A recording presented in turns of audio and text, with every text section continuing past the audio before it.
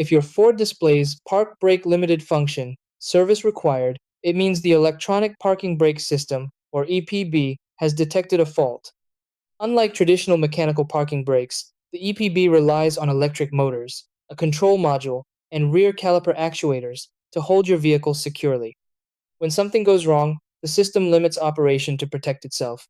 This warning should never be ignored because a faulty EPB may not properly hold your vehicle when parked. Important steps. 1. Start by scanning the vehicle with an OBD2 or Ford specific diagnostic tool to retrieve stored fault codes. 2. Check the vehicle's battery voltage, since low voltage or recent battery replacement can trigger EPB errors. 3. Inspect the wiring and connectors near the rear brake calipers for corrosion or damage. 4. Test the EPB motor operation and listen for unusual noises when activating the parking brake. 5.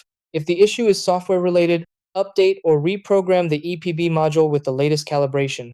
6. If the warning remains, schedule professional service to prevent parking brake failure.